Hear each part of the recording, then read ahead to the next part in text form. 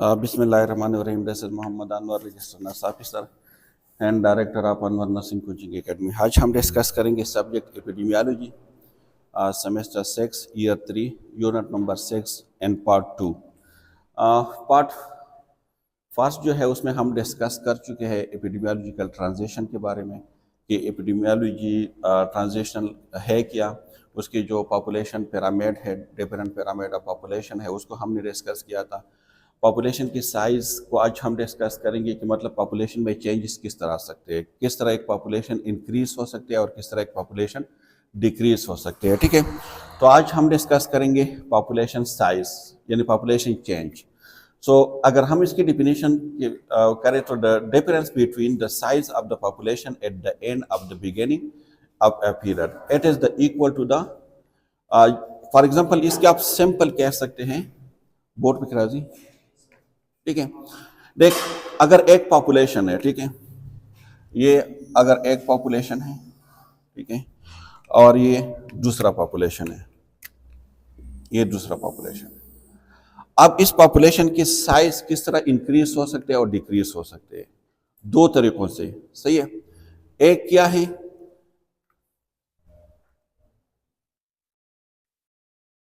किस तरह पॉपुलेशन की साइज को इंक्रीज हो सकते हैं, यानी पॉपुलेशन की साइज इंक्रीज हो सकते हैं दो तरीकों से। एक को हम कहते हैं बर्थ, ठीक है, और दूसरा क्या है, एन माइग्रेशन।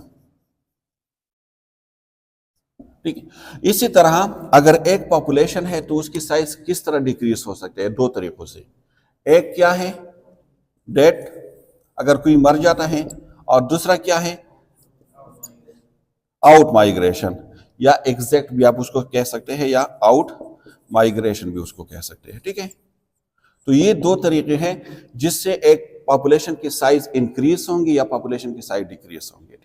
जितने ज्यादा लोग पैदा होंगे किसी पॉपुलेशन में तो इतना ज्यादा वहां पे उसकी साइज क्या होगी, इंक्रीज होगी, और जितने ज्यादा लोग मरेंगे उस पॉपुलेशन में तो उसकी साइज क्या होंगी, डिक्रीज होगी। ठीक है, फॉर एग्जांपल अगर हम इस क्लास की बात करें तो इस क्लास में अगर हम इस क्लास की पॉपुलेशन की बात करें तो दो तरीकों से क्या हो सकते हैं, ये इंक्रीज हो सकते हैं।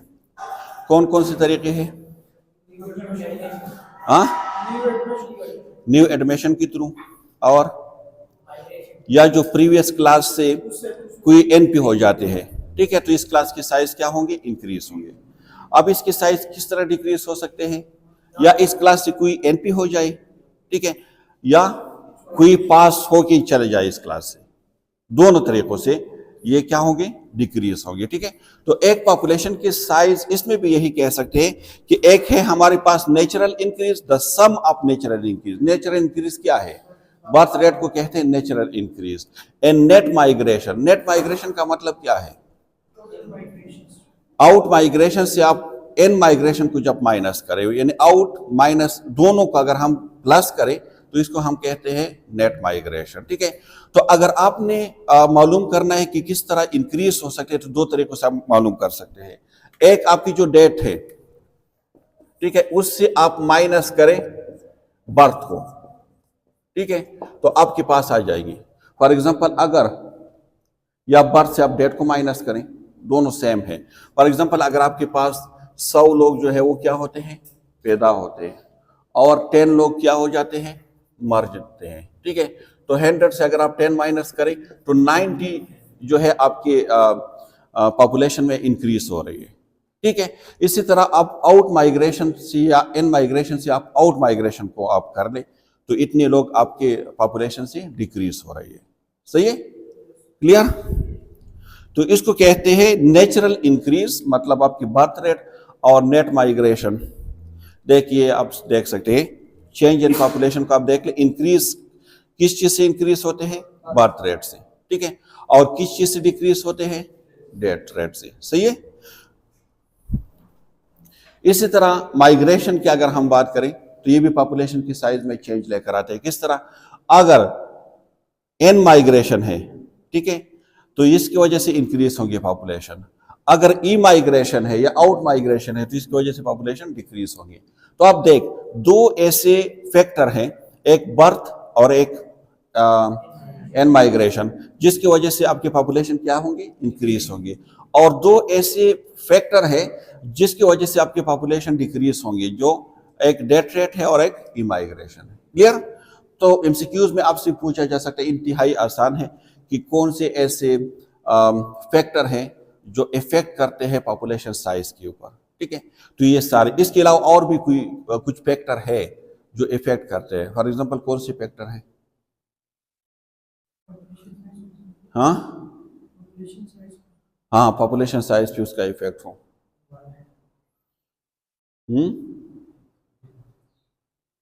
फर्टिलिटी रेट है, ठीक है, मैरिज है, फर्टिलिटी रेट है, और अगर एडवांस टेक्नोलॉजी है तो पॉपुलेशन के साइज इंक्रीज होंगी या डिक्रीज होंगी? इंक्रीज होंगे। क्यों? लोग जल्दी नहीं मरेंगे। हमने पिरामिड में पढ़ा था ना, पोस्ट इंडस्ट्रियल स्टेज में हमने पढ़ा था कि डेथ रेट क्या हो रहा था, डिक्रीज हो रहा था। ठीक है, तो एट्स मीन जब डेथ रेट इंक्रीज होंगे, डिक्रीज होंगे, तो ज्यादा लोग नहीं मरेंगे। ज्यादा लोग नहीं मरेंगे, न्यू लोग जो है वो पैदा होंगे, तो पॉपुलेशन की साइज क्या होंगे, इंक्रीज होगी। वो जो पिरामिड हमने डिस्कस किया था ना, उससे आप जो उसकी जो फैक्टर है उससे आप कह सकते हैं कि इसकी वजह से इंक्रीज हो रही है। ठीक है, ये देख आप किस तरह कैलकुलेट कर सकते हैं किसी पॉपुलेशन साइज को, कि पॉपुलेशन की साइज बढ़ रही है या कम हो रही है। तो आप किस तरह कैलकुलेट कर सकते हैं? आप इसको कैलकुलेट कर सकते हैं, ये आर का मतलब क्या है, ग्रोथ रेट, कि मतलब आपकी जो पॉपुलेशन है उसकी ग्रोथ रेट क्या है। ठीक है, किस स्पीड से या कम हो रही है या इंक्रीज हो रही है। तो आपने क्या करना है, आपकी जो बर्थ रेट है उससे आपने डेथ रेट को माइनस करना है। जिस तरह हमने यहाँ पे किया कि 100 अगर आपकी बर्थ रेट है और 10 लोग उसमें से मर रहे हैं, तो आप उससे माइनस करें तो आपके पास कितने आएंगे, 90 आएंगे। ठीक है, इसी तरह फिर उसको प्लस करना है आपने, किस चीज से, आपने इन माइग्रेशन से आपने माइनस करना है आउट माइग्रेशन को। ठीक है, कि कितने लोग आ रहे हैं और कितने लोग उससे जा रहे हैं, दोनों को फिर आपने प्लस करने हैं। ठीक है, तो और इसको क्या कहते हैं, बी को कहते हैं बर्थ रेट, डी आपके पास है डेथ रेट, एन माइग्रेशन और ई माइग्रेशन। तो ये आपके पास फार्मूला है। क्या फार्मूला है? R is equal to birth minus death, फिर उसको आपने प्लस करना है in migration minus out migration. ठीक है, और आपके पास जो आर आएंगे, जितने आर इंक्रीज होंगे, अगर 5 है और एक बार आपके पास 10 आ रही है, तो कौन से पॉपुलेशन की ग्रोथ रेट ज्यादा है, 10 के। सही है, अगर 20 है तो 20 उससे भी उसका रेट ज्यादा है, और आर का मतलब क्या है, ग्रोथ रेट।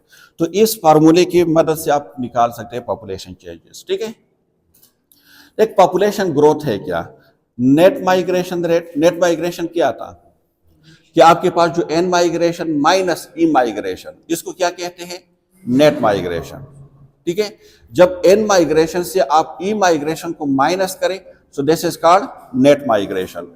और नेचुरल इंक्रीज मतलब क्या है जी, बर्थ रेट। लेकिन कौन सा, क्रोड का मतलब क्या है, क्रोड बर्थ रेट। हाँ नहीं, ये क्रोड का मतलब क्या है, और ये क्रूड डेथ रेट, तो इसका मतलब क्या है जी? बिल्कुल, आप इस तरह इसको भी कह सकते हैं। इसमें मेल, फीमेल, फीमेल, ये सारे इसमें आ जाएंगे। ठीक है, मतलब जो ह्यूमन बीइंग है, चाहे वो इन्फेंट हो, चाहे वो टॉडलर हो, चाहे वो ओल्ड एज हो, चाहे वो यंग एज हो, चाहे वो मेल हो, चाहे वो फीमेल हो, जो भी है, ठीक है, लेकिन अगर वो पैदा होते हैं, so this is called crude birth rate. देखिए, इसके अलावा हम कहते हैं ना infant birth, infant mortality rate, या हम कह सकते हैं ना कि मैटरनल मॉर्टेलिटी रेट, और एक हमारे पास होता है क्रोड मॉर्टेलिटी रेट, जिसमें सारे आ जाते हैं, चाहे मेल हो चाहे फीमेल हो। ठीक है, तो ये टोटल की बात हो रही, जितनी भी लोग पैदा होते हैं, ये मेल फीमेल इसकी बात नहीं हो रही। और ये जितने भी लोग मर जाते हैं, मतलब चाहे मेल हो चाहे फीमेल हो, चाहे इन्फेंट हो चाहे टॉडलर हो, चाहे प्री स्कूल हो चाहे स्कूल हो, एडल्ट हो, ओल्ड एज हो, जो भी हो। ठीक है, तो इसको कहते हैं नेचुरल इंक्रीज। कि नेचुरल इंक्रीज कितने होते हैं, फॉर एग्जांपल अगर 10, दोनों नेचुरल प्रोसेस है ना, बर्थ क्या है, नेचुरल प्रोसेस है, और डेथ क्या है, नेचुरल प्रोसेस है, ये दोनों नेचुरल प्रोसेस है। तो आप बर्थ से माइनस करें डेथ को तो आपके पास आएंगे नेचुरल इंक्रीज, और आप जो है इन माइग्रेशन से आप माइनस करें आउट माइग्रेशन को तो आपके पास आ जाएंगे नेट माइग्रेशन। ठीक है, फिर आप नेचुरल इंक्रीज को प्लस करें नेट माइग्रेशन के साथ तो आपके पास आ जाएंगे आर यानी पॉपुलेशन ग्रोथ। सही है, वो आपको बताएंगे कि क्या है। ठीक है, so population growth rate is equal to natural increase plus net migration. Clear? ये फार्मूला है, एक सिंपल फार्मूला है कि आपके पास आर जो है natural growth is equal to आपके पास क्या है, नेचुरल इंक्रीज का मतलब क्या था, बर्थ माइनस डेथ। फिर इसको कहते हैं, इन दोनों को कहते हैं नेचुरल इंक्रीज। ठीक है, इंक्रीज। फिर इनको प्लस करना है किस चीज से, एन माइग्रेशन माइनस आउट या ई माइग्रेशन। ठीक है, और इसको कहते हैं, इन दोनों को कहते हैं नेट माइग्रेशन। ठीक है, तो अब आपके पास फार्मूला क्या बना कि एन natural increase plus net migration, natural increase plus net migration. देख एमसीक्यूज में आपसे आप पूछा जा सकता है कि आर का फार्मूला क्या है, तो क्या है कि natural increase plus net migration.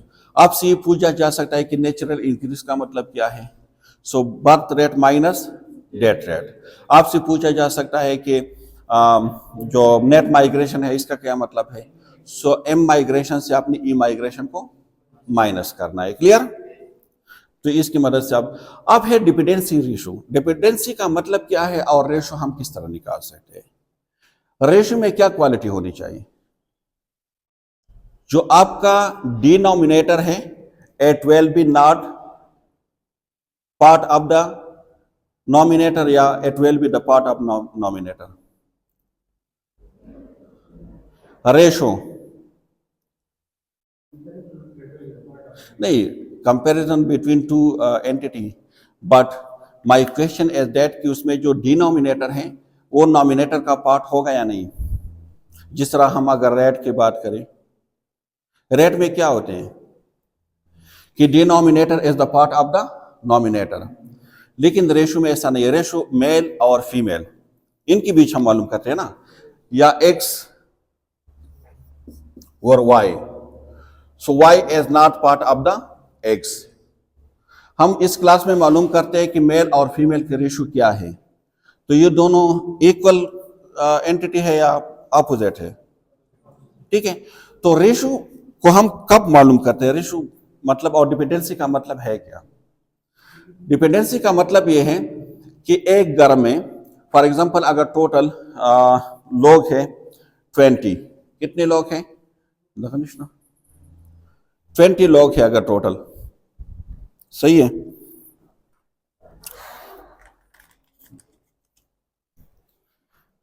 ये हमारे यहां बहुत ज्यादा है डिपेंडेंसी, यू नो।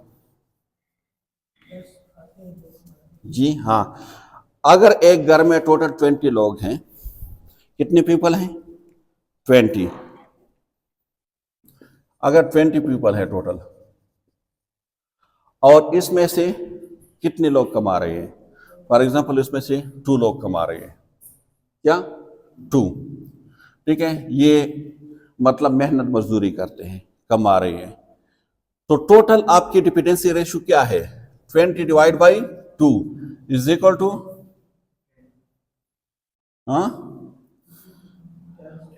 10, या आप जो है डिपेंडेंसी को आप ऊपर लिख दें divide by 20, so 1 over 10, so 1 ratio 10।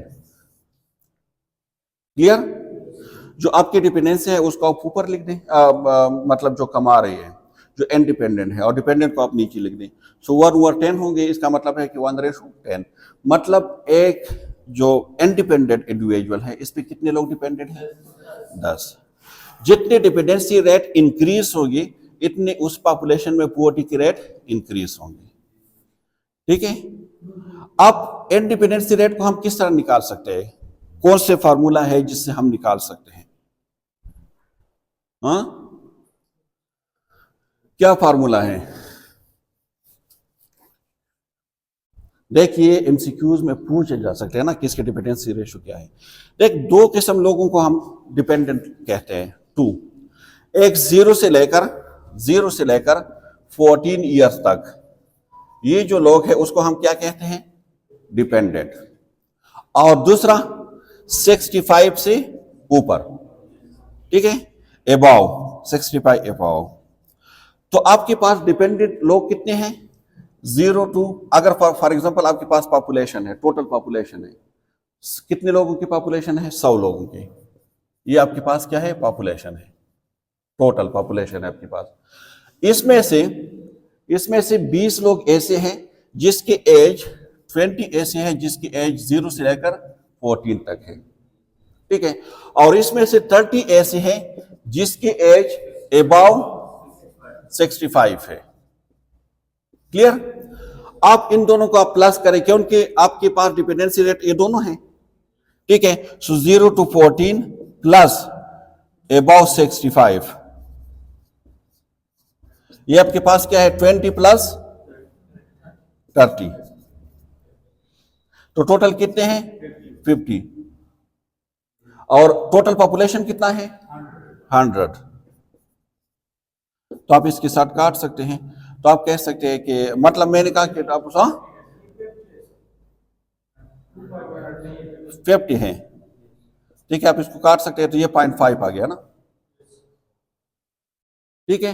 तो इसका मतलब ये कि 5% जो है ये डिपेंडेंट है पॉपुलेशन पे, यानी एक इंडिविजुअल पे कितने लोग हैं, 5.5 नॉट 5, ठीक है। एक इंडिविजुअल पे 0.5 है।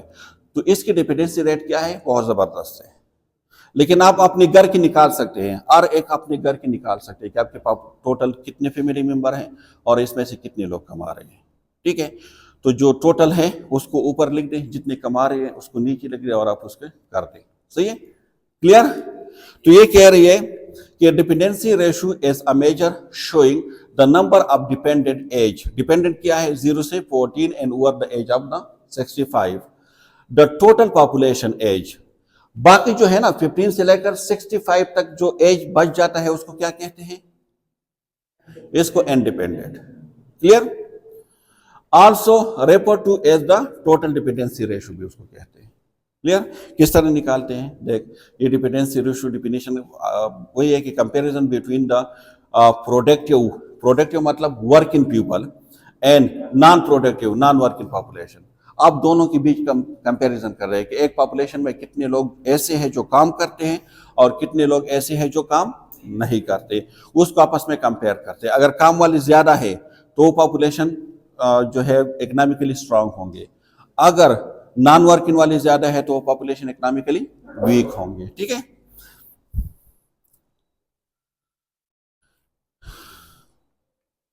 देख आप इसको देख सकते हैं, देख ये आपके पास ये यहां तक अब देख ले 14 तक, ये इससे नीचे जितनी भी है ये डिपेंडेंट है, ठीक है। और ये आपके पास 65 से ऊपर है, ये भी डिपेंडेंट है। लेकिन ये बीच में जो ये पॉपुलेशन है ना ये इंडिपेंडेंट है। ये पॉपुलेशन यहां से लेकर यहां तक जो ये पॉपुलेशन है 15 से लेकर 64 तक ये वर्किंग पॉपुलेशन है। क्या है, वर्किंग पॉपुलेशन। लेकिन इससे ऊपर ये डिपेंडेंट है और इस लकीर से नीचे ये भी डिपेंडेंट है, क्लियर। देख ये ओल्ड पॉपुलेशन है जो डिपेंडेंट है, ये इकोनॉमिकली मतलब जो काम करते हैं, ठीक है, इकोनॉमिकली एक्टिव है, और ये यंग पॉपुलेशन है जो डिपेंडेंट है, क्लियर। और ये वाली क्या है, ये मेल की बता रहे और ये फीमेल, ठीक है, फीमेल। अब देख ये फार्मूला है, जो डिपेंडेंट लोग हैं आप उसको ऊपर लिख दें, जो इंडिपेंडेंट है आप उसको नीचे लिख दें, ठीक है। सो चिल्ड्रन एज ये, एल्डरली ये, ठीक है। हाँ अगर आप परसेंटेज में उसको निकालते हैं मल्टीप्लाई बाई 100, ठीक है।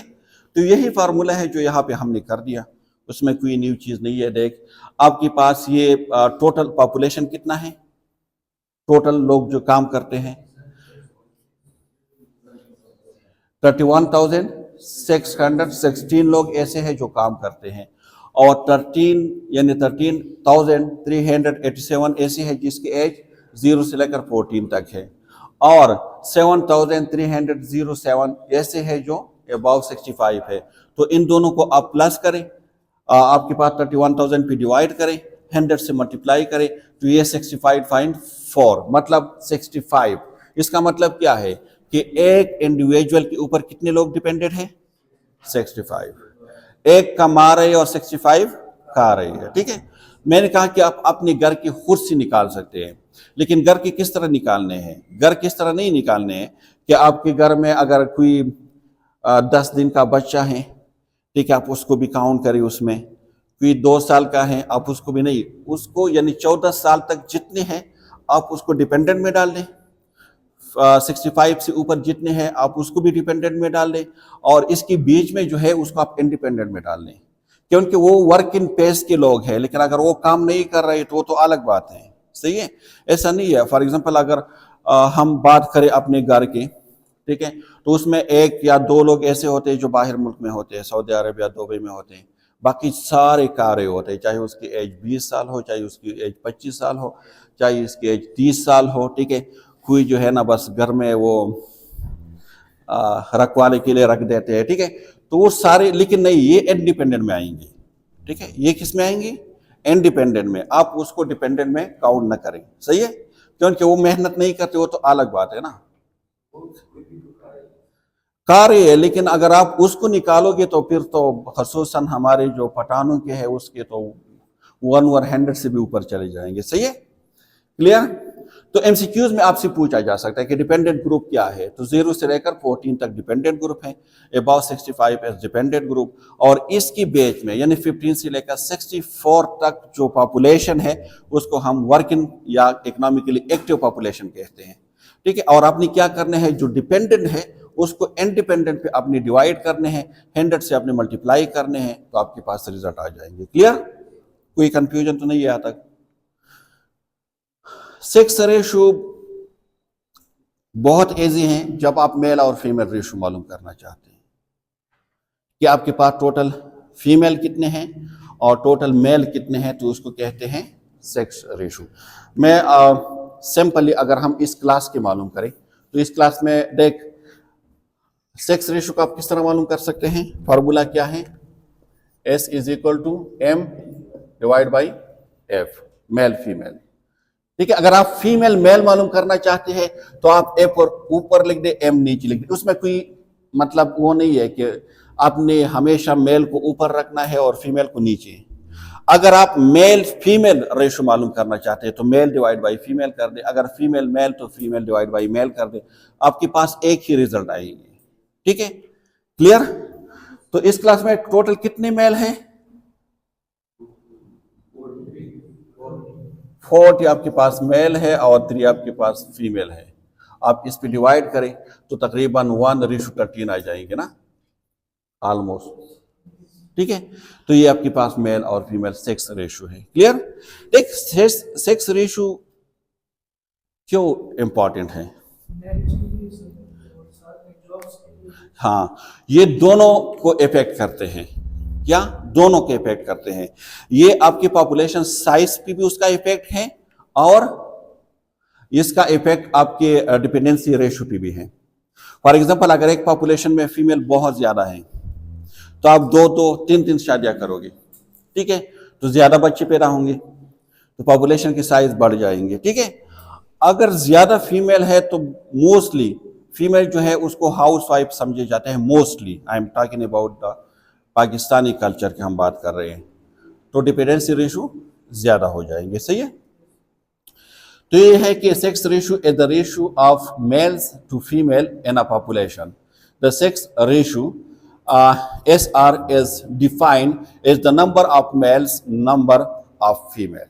मेल फीमेल को आप डिवाइड करें, the denominator of the 6 ratio male is not part of the denominator female. ये हमने पहले कहा कि रेशो में मोस्टली आपके पास जो डिनोमिनेटर है it is the not part of the nominator. ये बेसिक जो मेजरमेंट है उस चैप्टर में हम डिस्कस कर चुके हैं कि what is the ratio, what is rate and what is the proportion. So the sex ratio is not proportion, which would be male divide by male plus female. Proportion कब होंगे? जब mail को आप divide करें mail plus female में। क्यों? कि the denominator will be part of the nominator, so then it will be called proportion. सही है? ये इसलिए प्रोपोर्शन नहीं है क्योंकि ये सिर्फ मेल को आप डिवाइड कर रहे हैं फीमेल पे। अगर male divide by male plus female आप कर रहे हैं, so then it will be proportion. Ratio और प्रोपोर्शन में सिंपल ये आप बेसिक मेजरमेंट को पढ़ ले तो आपके माइंड जो है क्लियर हो जाएंगे। सही। Epidemiological transition as mortality has change the क्या है the cost structure has shaped from preponderance to death due to the infection. देख ये तीन जो आप कह सकते हैं उसको अद्वार ये गुजर चुके हैं। ठीक है। जो फर्स्ट वन था उसमें जो ज्यादा लोग मरते थे ना, वो ड्यू टू इन्फेक्शन डिजीज की वजह से। इन्फेक्शन डिजीज उसको हो जाते थे और उस इन्फेक्शन डिजीज की वजह से वो लोग मर जाते थे। फिर जब टेक्नोलॉजी आई, एडवांसमेंट आई, तो ये चेंज हो गई। जो इन्फेक्शन डिजीज थे वो चेंज हो गई मैन मेड या डिजेनरेटिव डिजीज को। ठीक है। जिसमें नॉन कम्युनिकेबल डिजीज बहुत कॉमन है, जिसमें कैंसर है, जिसमें डायबिटीज है, स्ट्रोक है, कार्डियोवास्कुलर डिजीज जितनी भी है, MI वगैरह। ठीक है। इसके अलावा मैन मेड डिजीज, ये सारे मैन मेड डिजीज उसको क्या कहते हैं। इसके अलावा जो रोड इंसिडेंट है, आजकल सबसे ज्यादा लोग किस वजह से मरते हैं? बाइक इंसिडेंट की वजह से, कार इंसिडेंट की वजह से, हार्ट अटैक की वजह से। तो ये सारी जो है उसको मैन मेड डिजीज या डिजेनरेटिव डिजीज कहते हैं, क्योंकि ये आपकी खुद पैदा करना डिजीज है। किस तरह? अगर आप सही डाइट नहीं ले रहे, आप एक्सरसाइज नहीं कर रहे, आप अपनी जो लाइफ स्टाइल है उसको आप चेंज नहीं कर रहे, हेल्थी लाइफ स्टाइल नहीं है, तो इसकी वजह से ये सारी डिजीज हो जाएंगी। तो इसलिए उसको क्या कहते हैं? मैन मेड या डिजेनरेटिव डिजीज। तो इसमें भी एपिडेमियोलॉजिकल ट्रांजिशन में भी यही बात की जाती है कि पहले जो मॉर्टेलिटी रेट था वो चेंज हो गई। क्यों? क्योंकि उसकी जो कॉस्ट स्ट्रक्चर है वो चेंज हो गई। पहले कॉस्ट स्ट्रक्चर क्या था मॉर्टेलिटी का? Infectious disease. क्या था? इन्फेक्शंस। ठीक है। या पैरासाइटिकल कास्ट थी उसका। पैरासाइट क्या है? माइक्रो ऑर्गेनिज्म, आप बैक्टीरिया की वजह से, वायरस की वजह से, फंगस की वजह से डिजीज हो जाती थी और इसकी वजह से फिर डेथ हो जाती थी। तो पहले जो मॉर्टेलिटी रेट थी उसका कास्ट क्या था? Infectious disease. फिर क्या हुआ जी? फिर डिजेनरेटिव डिजीज में वो कन्वर्ट हो। डिजेनरेटिव में क्या है? इंजरीज, जिस तरह हेड इंजरीज की हमने बात की, रोड इंसिडेंट्स की हमने बात की, या डिजेनरेटिव डिजीज जिस तरह हमने कैंसर की बात की, या हमने स्ट्रोक की बात की, हमने MI की बात की, हमने डायबिटीज की बात की। ठीक है। तो इस स्लाइड में दो चीजें हैं इंपॉर्टेंट। क्या है द एपिडेमियोलॉजिकल ट्रांजिशन में? कि जो काज ऑफ मॉर्टेलिटी था, जो काज ऑफ डेथ था, पहले क्या था? Infectious disease. ये चेंज हो गया। ट्रांजिशन का मतलब क्या है? चेंज। किस चीज को चेंज हो गया? डिजेनरेटिव या मैन मेड डिजीज, जिसमें क्या है? इंजरीज है, ठीक है, कैंसर है, डायबिटीज है। आजकल आप देख लेना, ज्यादा लोग किस वजह से मरते हैं? क्या इन्फेक्शन डिजीज की वजह से मरते हैं? नहीं मरते ना इन्फेक्शन डिजीज। बहुत कम लोग इन्फेक्शन डिजीज से मरते हैं। इन्फेक्शन डिजीज तो आप लोग जानते हैं ना, जो माइक्रो ऑर्गेनिज्म की वजह से हो। ठीक है। बहुत कम लोग ऐसे हैं जो इन्फेक्शन डिजीज की वजह से मरते हैं।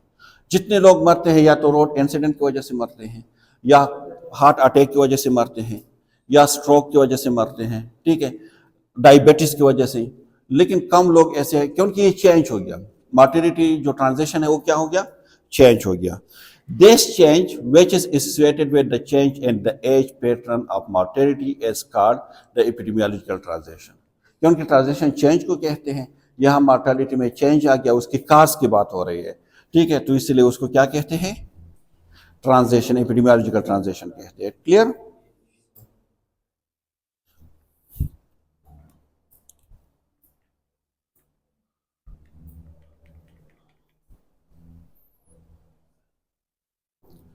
अब देख, during the epidemiological transitions, a long-term shift occur in mortality and disease pattern whereby the pandemic infection are replaced by degenerative and man-made disease। वही पहले पेंडेमिक और एंडेमिक और एपिडेमिक डिजीज हुआ करते थे ना। ये तो आपको पता है पेंडेमिक, एपिडेमिक और एंडेमिक क्या है, ठीक है।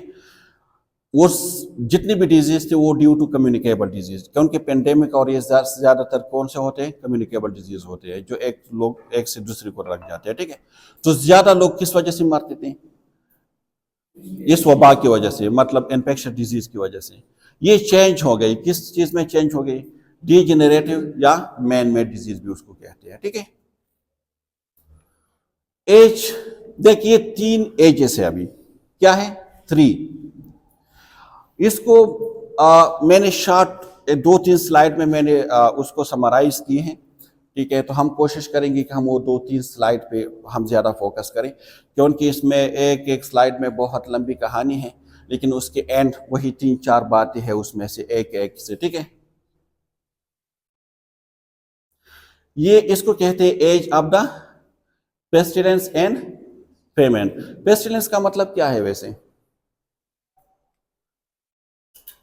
पेस्टिलेंस एंड फेमेन किसको कहते हैं जी, नहीं नहीं, जिसको पुश्तो में कात कहते हैं और उसको काहत कहते हैं पुराने जमाने में, ठीक है। देख इसमें क्या है, इस एज में एमसीक्यूज में आ सकते हैं 3 टाइप के ट्रांजिशन एज है, कितने हैं 3 टाइप। मैंने कहा कि एंड में कुछ 3-4 स्लाइड में मैंने उसको समराइज किए हैं, तो उससे आपको बिल्कुल माइंड क्लियर हो जाएंगे। ये बहुत कॉम्प्लिकेटेड स्लाइड है, लेकिन चूंकि आप लोगों के कोर्स में है तो इसलिए मैं आपको सिर्फ वो कर रहा हूँ, बाकी उस स्लाइड से आपके जहन क्लियर हो जाएंगे। फर्स्ट जो एज है उसको क्या कहते हैं, एज ऑफ द पेस्टिलेंस। इसकी कुछ कैरेक्टरिस्टिक्स है इस एज की, तो एमसीक्यूज में उस एज की कैरेक्टरिस्टिक्स आते हैं कि मतलब विच ऑफ द फॉलोइंग और the characteristics of the pestilence and famine age, ठीक है। तो आपने क्या है, characterized by high mortality rate, wide swing in the mortality rate, later population growth and very low life expectancy, ठीक है। इसमें क्या थी, ये वो एज है जहां पे इंडस्ट्री और पोस्ट इंडस्ट्रियल स्टेज शुरू नहीं हुआ था, एडवांस हेल्थ केयर अवेलेबल नहीं थी उस टाइम, ठीक है। लोगों के साथ अवेयरनेस नहीं थी लोगों की, तो उस टाइम मॉर्टेलिटी रेट बहुत ज्यादा हाई थी, क्या थी हाई, और ज्यादातर जो लोग हैं वो इन्फेक्शन डिजीज की वजह से मरते थे, ठीक है। इसके अलावा जो लाइफ एक्सपेक्टेंसी थी वो बहुत ज्यादा डिक्रीज थी, कितने थे पता है, 20 से लेकर 40 ईयर तक लाइफ एक्सपेक्टेंसी थी लोगों की, 20, 25, 30 साल में लोग मर जाते थे, ठीक है। तो लाइफ एक्सपेक्टेंसी बहुत ज्यादा कम थी, और पॉपुलेशन ग्रोथ क्या थी, वेरी लो, क्यों, क्योंकि लाइफ एक्सपेक्टेंसी कम थी, सही है। High mortality rate, wide swing in the mortality rate, later population growth and very low expectancy. ये एंड में मैंने बहुत आसान उसमें समराइज की है, लेकिन जो एज ऑफ पेस्टिलेंस है उसकी कैरेक्टरिस्टिक्स क्या थी कि मॉर्टेलिटी रेट उसमें क्या थी high, life expectancy decrease, population size decrease, ठीक है। ये उसकी क्वालिटीज थी, क्यों, क्योंकि उस टाइम इतने हेल्थ केयर और ये चीजें नहीं आई थी। इसकी दूसरा स्टेज क्या है, age of receding the pandemics. अब जो इन्फेक्शन डिजीज है वो क्या होने लगे, डिक्रीज। रिसीडिंग का मतलब क्या है, रिड्यूस होना, ठीक है। पेंडेमिक जो पहले डिजीज हुआ करते थे ना, वबाएं हुआ करते थे, मतलब सारी दुनिया जो है वो अपने लपेट में लेती थी, ठीक है। तो जो इन्फेक्शन डिजीज थी वो क्या हो गई, डिक्रीज, ठीक है। तो रिसीडिंग, रिसीडिंग का मतलब क्या है, रिड्यूसिंग, ठीक है। इसमें क्या है, एपिडेमियोलॉजिकल अगर हम बात करें, become less frequent infection disease. Infection disease क्या हो गई, लेस फ्रीक्वेंट का मतलब क्या है, कम हो गई, ज्यादा वो नहीं थे, ठीक है। फिर एंड जनरल जितनी भी become less frequent as a slow rise of the degenerative disease begin to appear. पहला जो एज था, एज ऑफ पेस्टिलेंस, उसमें इन्फेक्शन डिजीज क्या थी, हाई, मॉर्टेलिटी रेट क्या थी, हाई, लाइफ एक्सपेक्टेंसी क्या थी, लो, पॉपुलेशन साइज क्या थी, लो, ठीक है। अब जो रिसीडिंग पेंडेमिक एज है उसमें इन्फेक्शन डिजीज क्या हो गई, डिक्रीज, और जो डिजेनरेटिव या मेड डिजीज है वो इंक्रीज होना शुरू हो गई, इंक्रीज नहीं है, स्टार्ट हो गई, ठीक है, क्लियर। तो ये आपसे पूछा जा सकता है कि कौन सी ऐसी एज जिसमें इन्फेक्शन डिजीज कम होना शुरू हो गई और मैन मेड डिजीज इंक्रीज होना शुरू हो गई। तो ये आपके पास है पेंडेमिक वाला, रिसीडिंग पेंडेमिक, ठीक है। आप age of degenerative and man made disease, ये तीसरा एज है। क्या? एज ऑफ डीजेनरेटिव और मैन मेड डिजीज। उसमें कौन से हैं? इसमें नॉन कम्युनिकेबल डिजीज ज्यादा हो गई, क्योंकि इन्फेक्शन सारे कम्युनिकेबल डिजीज होते हैं मोस्टली, और जो कैंसर है, डायबिटीज है, क्रोनिक रेस्पिरेटरी डिसऑर्डर सीओपीडी है, या अस्थमा है, या कार्डिक डिसऑर्डर है, कार्डियोवास्कुलर डिसऑर्डर, ये क्या है? ये नॉन कम्युनिकेबल डिजीज है। इंजरीज एंड ट्रॉमा ये ज्यादा हो गई। क्यों? इंडस्ट्री आ गई। क्या? इंडस्ट्री। देख, इंडस्ट्री जब आ गई ना, एडवांसमेंट, तो उसकी कुछ बेनिफिट भी थी। बेनिफिट क्या थी? कि हेल्थ फैसिलिटीज आ गई, new technology, MRI machine, CT scan, ये तो पहले नहीं थे ना, ठीक है, कीमोथेरेपी जैसी मेडिसिन, लेकिन उसके कुछ साइड इफेक्ट भी थे, ठीक है, और वो साइड इफेक्ट इस नॉन कम्युनिकेबल डिजीज की शक्ल में थे, मैन मेड डिजीज की शक्ल में। पहले जो लोग खाते थे ना, उसके डाइट नेचुरल डाइट है ना, सारे नेचुरल डाइट खाते थे आप, ठीक है। साग खाना नेचुरल डाइट है, ग्रीन लेफी वेजिटेबल है, उसमें कितने आपके पास विटामिन हैं, ठीक है। इसी तरह एक घर में आप गाय या भैंस रखते थे और उससे दही और ये दूध और सारी चीजें उससे खा लेते थे। आप जो घी यूज करते थे वो देसी घी यूज करते थे। आप खेतों में काम करते थे, सन लाइट को आप एक्सपोज होते थे, ठीक है, वो सारी चीजें खत्म हो गई। तो आप क्या मैन मेड डिजीज शुरू हो गई, ठीक है। तो 3 एज है, बहुत सैंपल है, इंतहाई सैंपल, इसको नहीं देख। पहला क्या था कि इन्फेक्शन डिजीज हाई थी, फिर इन्फेक्शन डिजीज डिक्रीज होना शुरू हो गई और डीजेनरेटिव डिजीज स्टार्ट हो गई, फिर डीजेनरेटिव डिजीज टॉप पे चली गई, इन्फेक्शन डिजीज लो पे आ गई। 3 एज से, ठीक है। फर्स्ट में क्या है? इन्फेक्शन डिजीज टॉप पे है, मार्टेलिटी की जितनी भी काज है, it was the infection disease, और डीजेनरेटिव डिजीज थे नहीं। सेकंड में क्या हुआ कि इन्फेक्शन डिजीज कम होना शुरू हो गई, डीजेनरेटिव डिजीज स्टार्ट हो गई। थर्ड में क्या हुआ कि डीजेनरेटिव डिजीज टॉप पे चली गई, इन्फेक्शन डिजीज बॉटम पे आ गई। क्लियर? और उस एज को क्या कहते हैं? The first age is a pestilence, the second one is a receding pandemic, and the third one a degenerative disease, ठीक है। क्लियर? अब लाइफ एक्सपेक्टेंसी, लाइफ एक्सपेक्टेंसी का मतलब क्या है? हम पहले से ये एक्सपेक्टेंसी मीन एक्सपेक्टेड, हम जो है ना एक नॉर्मल जो पॉपुलेशन की मॉर्टेलिटी रेट है उसको देखते हुए, पॉपुलेशन में जो आपकी हेल्थ फैसिलिटीज और सारी चीजें अवेलेबल है उसको देखते हुए पहले से हम एक्सपेक्ट करते हैं कि इस पॉपुलेशन में लोग इतने उम्र तक जिंदा रह सकते हैं, उसको हम कहते हैं लाइफ एक्सपेक्टेंसी। लेकिन उस पॉपुलेशन में जितनी भी डिजीज है या जितनी भी उसकी मॉर्टेलिटी रेट है उसको जहन में रखते हुए, ठीक है, उसको हम इग्नोर नहीं करते। क्लियर? तो हम कहते हैं, फॉर एग्जांपल अगर ये क्लास है तो इस क्लास में ये जो स्टूडेंट्स हैं और इस स्टूडेंट्स की अभी जो उसके IQ लेवल है उसकी बेस पे मैं डिसाइड करूं कि इस क्लास में कितने लोग ऐसे हैं जो पास हो सकते हैं, तो इसको कहते हैं एक्सपेक्टेशन। एक्सपेक्टेशन एक्सपेक्टेड से निकला है, ठीक है। तो इसी तरह लाइफ एक्सपेक्टेशन का मतलब यह है कि किसी कम्युनिटी में, किसी पॉपुलेशन में आप पहले से एक्सपेक्ट करते हैं कि हमारे पास इतने मतलब टेक्नोलॉजीज है, इतने हेल्थ केयर फैसिलिटीज है, इस टाइप की डाइट ले रही है, कितने लोग एक्सरसाइज कर रहे हैं, कितने लोग इकोनॉमिकली कितने स्ट्रांग है। इस सारे फैक्टर को देखते हुए हम ये डिसाइड करते हैं कि इस पॉपुलेशन में लोग कितने साल तक जिंदा रह सकते हैं। अगर हम पाकिस्तान की बात करें तो 64 से लेकर 67 तक लाइफ एक्सपेक्टेंसी है, ठीक है। पहले ज़माने में लाइफ एक्सपेक्टेंसी डिक्रीज थी, लेकिन जैसे जैसे ये टेक्नोलॉजी और ये सारी चीज़ें आ गई तो लाइफ एक्सपेक्टेंसी इंक्रीज होना शुरू हो गई, ठीक है। क्लियर? हर पॉपुलेशन की लाइफ एक्सपेक्टेंसी अलग है। USA की लाइफ एक्सपेक्टेंसी अलग है, पाकिस्तान की अलग है, ठीक है, बाकी जो कंट्रीज है उसकी अलग है। क्लियर? तो इसको कहते हैं लाइफ एक्सपेक्टेंसी। लाइफ एक्सपेक्टेंसी क्या है? Increase economic. देख, ये यहां से आप देख,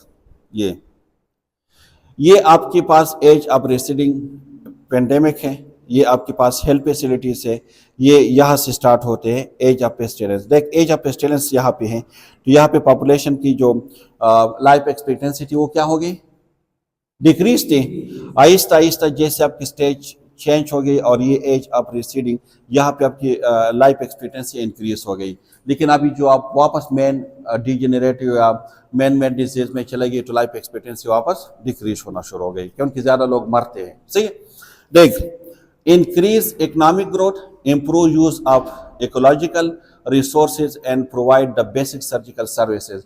तो इसकी वजह से लाइफ एक्सपेक्टेंसी क्या हुई, इंक्रीज हुई। पहले क्या था, poor use of the ecological resources and lack of the social and economical, जितनी भी आपके पास रिसोर्सेज थे, हेल्थ फैसिलिटीज, वो डिक्रीज थी, तो लाइफ एक्सपेक्टेंसी क्या थी, डिक्रीज थी। लेकिन जैसे आपकी इकोनॉमिकल ग्रोथ इंक्रीज हो गई, हेल्थ फैसिलिटीज आ गई, इन्वायरमेंटल जो पॉपुलेशन है, पोल्यूशन है वो कम हो गई, तो इसकी वजह से लाइफ एक्सपेक्टेंसी क्या हुई, इंक्रीज हुई। ठीक है, क्लियर। देख, अब ये क्या है, एज ऑफ क्रोनिक डिजीज, ये इस एज पे अब हम हैं, अभी हम इस एज पे है। ठीक है, इस एज से जो है ना आप यहां तक आ गए हो, लेकिन आजकल आप कौन से एज पे हो, इस एज पे। क्रोनिक डिजीज आजकल क्या है, क्रोनिक डिजीज है ना, किडनी डिजीज है, मोस्टली सीकेडी है, कैंसर है, डायबिटीज है, ठीक है जी, नॉन कम्युनिकेबल डिजीज है सारे। यहां पे क्या है, improve medical care and social determinants influence the health. कौन सी चीज हेल्थ के ऊपर इन्फ्लुएंस करते हैं, इंप्रूव मेडिकल केयर। अगर हम मेडिकल केयर की बात करें तो वो बिल्कुल पीक पे है आजकल। डायग्नोस के लिए कितने एडवांस टेक्नोलॉजी आ चुके हैं, कितने एडवांस ट्रीटमेंट आ चुके हैं। ठीक है, और सोशल डिटर्मिनेंट्स, डिटर्मिनेंट्स एक होते हैं रेस्ट फैक्टर और एक है determinants. What's a difference between these two. देख, रेस्ट फैक्टर हमेशा नेगेटिव होंगे, क्या होंगे, नेगेटिव। मतलब अगर हम कहते हैं ना ओबेसिटी, तो ये हम नहीं कह सकते कि ओबेसिटी की वजह से आपके हेल्थ के लिए कोई फायदा भी है।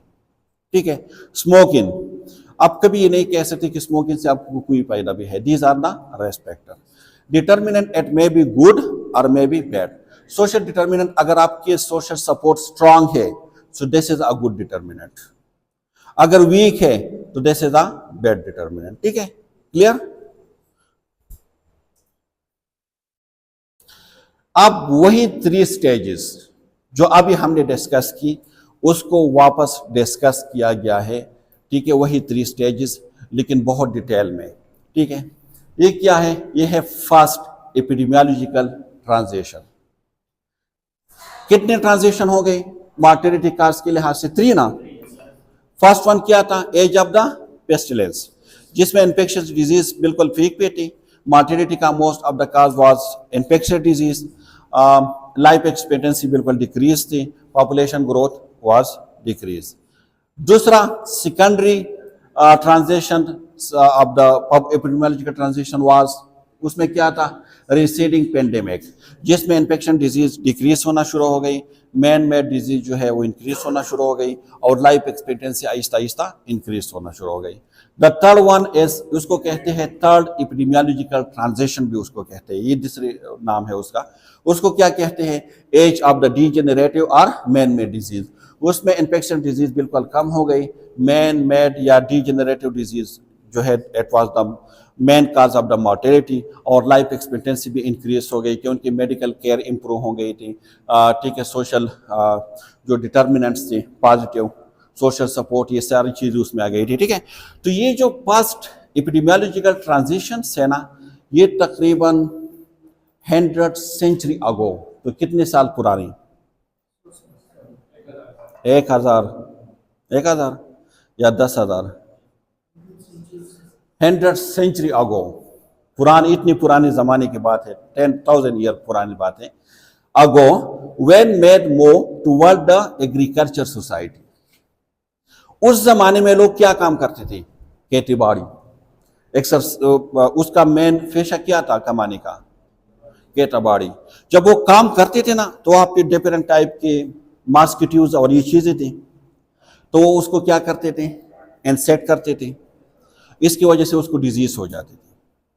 उस टाइम इतने एडवांस टेक्नोलॉजी नहीं थी, तो मोस्ट ऑफ द पीपल फिर मर जाते थे ड्यू टू इन्फेक्शन डिजीज की वजह से। इन्फेक्शन डिजीज कहाँ से? खेतों में काम करते थे ना, तो वहाँ पे डिफरेंट टाइप के कीड़े मकोड़े होते हैं ना, तो वो क्या करते थे, उसको मतलब बाइट करते थे और इसकी वजह से फिर उसको डिजीज हो जाते थे। ठीक है, इसको एंड में बहुत आसान स्लाइड में मैंने की है, लेकिन इसमें थोड़ा डिस्कस करते हैं। तो इस टाइम पुराने जमाने में ज्यादा क्या था, एग्रीकल्चर सोसाइटी, लोग क्या थे, farmer. By adopting the nomadic lifestyle, people stayed in one place and increase their contact with the human and animal waste and contaminated their water supply। सारे लोग एक ही एरिया पे रहते थे, उसी एरिया में वो जिंदगी भी गुजारते थे।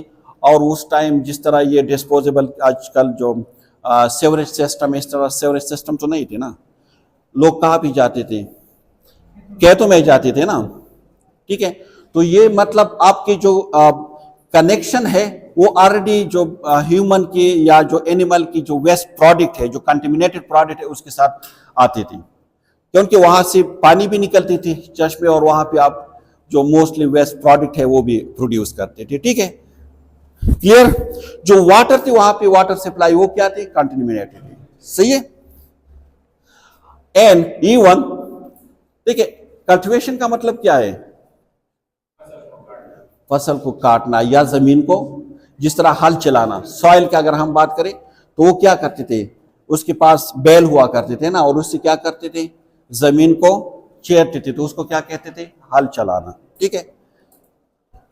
एंड हाँ, the clearing of land expose people to insect bite.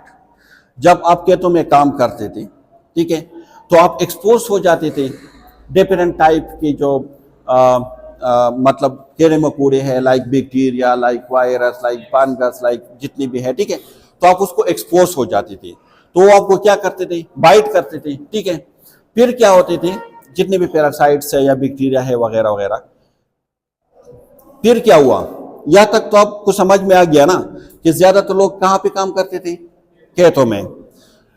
और दूसरा ये कि ज्यादा लोग एक ही एरिया पे रहते थे। ठीक है, लोग जो है सऊदी अरब, दुबई, वहाँ पे बहुत कम जाते थे। सही है, रूरल एरिया में रहते थे, वहाँ पे खाते पीते थे, और वहाँ पे जो वेस्ट प्रोडक्ट है उसके साथ उसका मतलब कांटेक्ट आता था, तो एक कंटेमिनेटेड चीज़ों को यूज़ करता था। दूसरा ये कि खेतों में काम करते थे तो डिफरेंट टाइप के वहाँ पे जो इंसेक्ट पैरासाइट है या जितनी भी बैक्टीरिया वगैरह, तो उसके साथ एक्सपोज हो जाते थे, वो उसको बाइट करते थे, उसकी वजह से उसको इन्फेक्शन डिजीज हुआ करते थे, और इन्फेक्शन डिजीज की वजह से फिर लोग क्या थे, मरते थे। लेकिन जैसे टाइम गुजरता गया तो लोग सिटी की तरफ चले जाना शुरू हो गए ना। हमारे यहाँ, हमारे इलाकों से लोग कहाँ जाते थे मजदूरी के लिए उस टाइम, कराची, लाहौर, ठीक है, हाँ, कश्मीर, पेंडी, फिर आहिस्ता आहिस्ता सऊदी अरब ये जाना शुरू हो गए। ठीक है लोग। तो as city grows and explorations of the surrounding world increase, man spread deadly disease in ever greater in numbers. This epidemiological transition was described as the age of the pestilence and famine। जिस तरह हमने पहले discuss किया था कि जो the first as, उसमें infection disease increase थे, वही 3-4 कैरेक्टरिस्टिक्स है, लेकिन इतनी लंबी कहानी उसने शुरू की है। ठीक है, फिर क्या है द एज, हाँ, एपिडेमिक, देख उसमें एपिडेमिक, एंडेमिक, पेंडेमिक सारी डिजीज हुआ करते थे ना, क्योंकि इन्फेक्शन डिजीज थे उस टाइम। ठीक है, तो उसमें जो ज्यादातर जो लोग हैं वो मरते थे ना, जो ज्यादातर लोग मरते थे वो किस वजह से मरते थे, वो मरते थे एपिडेमिक डिजीज की वजह से। Clear? Infection disease were dominant, causing high mortality rate specially among the children. तो इतनी लंबी कहानी में आपको वही बात बताई गई कि ये जो एज था, जो फर्स्ट, उसको फर्स्ट एपिडेमियोलॉजिकल ट्रांजिशन एज जो कहते हैं, या स्टेज जो कहते हैं, उसमें क्या था, इन्फेक्शन डिजीज हाई थी। क्यों थी वो कहानी उसको आपको सुनाई कि मतलब इसीलिए हाईटी के लोग जो है खेतीबाड़ी में काम करते थे और वहाँ पे डिफरेंट टाइप के इंसेक्ट और वो उसके साथ एक्सपोज होते थे, उसको बाइट करते थे, उसकी वजह से इन्फेक्शन डिजीज होती थी। मोस्ट ऑफ द पीपल जो है फिर उस इन्फेक्शन डिजीज की वजह से मर जाते थे। ठीक है, तो इतनी बड़ी लंबी कहानी आपको बता दी। अब वही first epidemiological transition stage is continue. ये क्या है? The domestications of the animals brought other disease vector close contact with the human। देख उस टाइम लोग घरों में क्या पालते थे? गाय, भैंस, बकरियां, ये सारी चीजें वो अपने घरों में पालते थे, तो उसके साथ क्लोज कांटेक्ट में आते थे। तो कुछ डिजीज ऐसे थे ना जो एनिमल से उसको ट्रांसफर होते थे, जिस तरह वह उस जमाने में चूहों की वजह से ज्यादा डिजीज होते थे। ठीक है, क्या कहते थे उसको? इसमें है, आगे आएंगे। ठीक है, तो मतलब ये है कि ये देखना, ये एंट्रैक्स है, ट्यूबरक्लोसिस है। ठीक है, ये सारी डिजीज जो है ये क्लोज कांटेक्ट की वजह से शुरू हो गई, क्योंकि एनिमल के साथ भी कांटेक्ट, घर में वो अपने साथ एनिमल भी पालते थे ना, भैंस, गाय, बैल, बकरी, ये सारी चीजें वो पालते थे, तो उसकी वजह से भी कुछ डिजीज उसको आती थी, एज अ वेक्टर वो काम करते थे। ठीक है, while increasing the food security and nutrition, this transition also introduced several significant disease factor। ठीक है, ये देख, ये डिफरेंट टाइप के एनिमल वो पालते थे, ये बैल है, ये हल चलाते थे जमीनों में, तो उसकी वजह से फिर वो डिजीज उसको होते थे। कौन कौन से डिजीज उस टाइम ज्यादा थे? स्मॉल पॉक्स था, कॉर्ला, ये जो फ्लैग डिजीज है, जिस तरह मैंने चूहों की बात की, उससे हुआ करता था। इन्फ्लुएंसल है, ठीक है, ये ठीक है। तो मोस्ट ऑफ दिस ये मेजर काज थे ऑफ द डेथ। ठीक है, और ये सारी डिजीज अगर आप देखें ना, स्मॉल पॉक्स किस वजह से होते हैं? ठीक है, इन्फेक्शन डिजीज है। कॉर्ला क्या है? फ्लग क्या है? जो मैंने कहा कि चूहों की काटने की वजह से होते हैं। ठीक है, तो लोग क्योंकि एक तो खेतों में काम करते थे तो ज्यादा एक्सपोज होते थे, मतलब जो बैक्टीरिया है और लाइक दिस, और इसके अलावा एनिमल के साथ क्लोज कांटेक्ट में थे, तो उसकी वजह से भी उसको डिजीज हुआ करती थी। ठीक है, और it was the major cause of the death. अब कंटिन्यू है first epidemiological transition. Smallpox की अगर हम बात करें तो 12,000 ईयर की अगर हम बात करें, क्योंकि 10,000 ईयर बिफोर हम हिस्ट्री सुना रहे हैं। It first appear in the agriculture settlement in northeastern Africa around the 10,000 BC। First जो केसेस आई थी ना स्मॉल पॉक्स के, ये कहां पे आई थी? अफ्रीका में। कब आई थी? तकरीबन 10,000 ईयर अगो की बात है। ठीक है, हाँ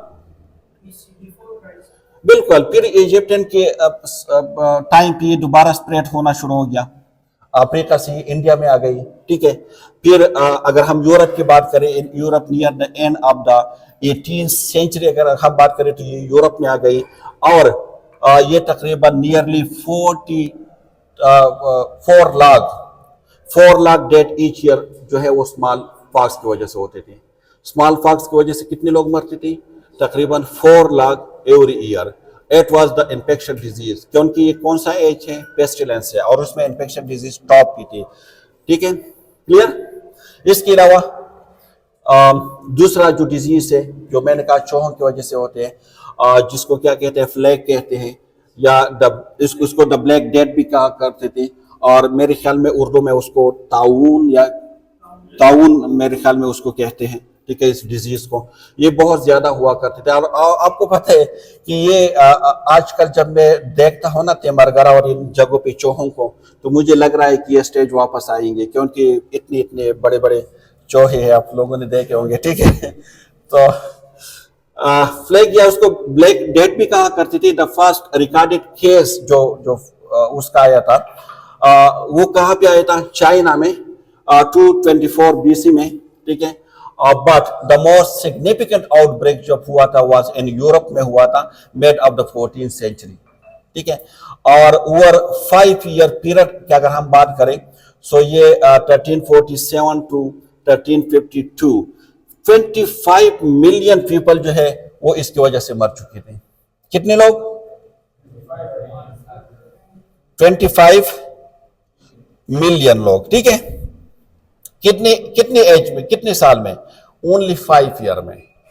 तो इसका मतलब यह है कि 5 मिलियन लोग जो है पर ईयर इसकी वजह से मरते थे। ठीक है, 5 मिलियन तो आप लोग जानते हैं, 50 लाख कितना ह्यूज अमाउंट था जो इस डिजीज की वजह से मरते थे। ठीक है, आजकल लोग कहते हैं कोविड-19 की तो 2% भी नहीं है मॉर्टेलिटी रेट, आप इसकी निकाल दे कितना है। ठीक है, ये देख 1/3 to 1/2 of the European population was wiped out। अब देख 1/3 और तकरीबन आप सोच लें कि 1/3 या हाफ पॉपुलेशन ये कंप्लीटली खत्म हो चुका था ड्यू टू दिस डिजीज। ठीक है, 14th सेंचुरी में। क्लियर। फिर कोरोना तो इतना खतरनाक था, आप यकीन करें उसके लिए एक कब्रिस्तान बनाया गया था, अपना अलग एक कब्रिस्तान बनाया गया था, और उसमें सिर्फ वही लोग दफनाए जाते थे जो क्योंकि इतना शदीद आउटब्रेक इसका आया था, और 3 आउटब्रेक जो है कोरोना की आई थी। द मेजर कोरोना पेंडेमिक जब आया था, ये तकरीबन 1817 से लेकर 1823 तक फर्स्ट अटैक उसका आया था, आउटब्रेक जो हम बात करें। सेकंड 1829 से 1851 तक था, और थर्ड जो है 1852 से 1859 तक था। ठीक है, फोर्थ जो है 1863 से 1879, फिफ्थ जो है दिस इज 1881 to 1896, सिक्स जो है 1899 to 1823, और सेवन जो है 1861 to 1970। 7 आउटब्रेक आ चुकी थी कोरोना की। ठीक है, और इससे मैंने कहा ना कि इतने लोग मर चुके थे कि उसका अपना एक कब्रिस्तान बना था। सही है, ये high level of mortality rate. देख, ये फर्स्ट एपिडेमियोलॉजिकल ट्रांजिशन की शॉर्ट आप कह सकते हैं समराइज है कि high level of mortality rate and mortality, ज्यादा लोग मरते थे, ज्यादा लोग पैदा होते थे। फर्स्ट पिरामिडिकल जो पिरामिड पॉपुलेशन पिरामिड, आप उसको देख ले ध्यान में। ठीक है, आपके पास जो ग्रोथ डेथ रेट था इस high range 30 to over 50 death for 1000 population.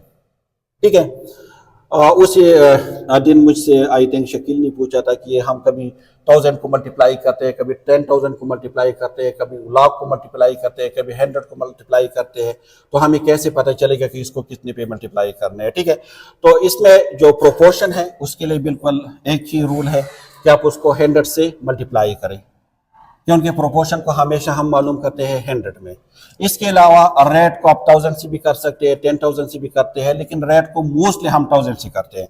इसका सिर्फ इतना ही इफेक्ट होगा कि अगर आप 1000 से, जिस तरह ये 1000 से उसने मल्टीप्लाई की है, तो आपको बता रहे हैं कि 30 to 50 डेथ फॉर 1000। अगर आपने 10,000 से मल्टीप्लाई की है और आपके पास यही रिजल्ट है, तो फिर आप कहेंगे कि 30 to 50 पर 10,000।